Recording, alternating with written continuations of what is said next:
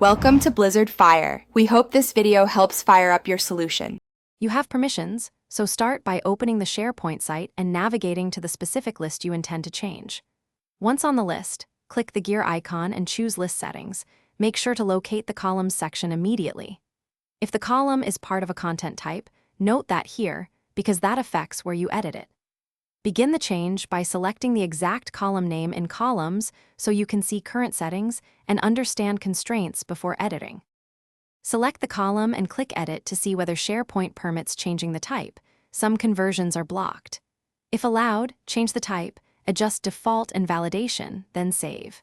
If not allowed, create a new column with the desired data type and prepare to migrate data.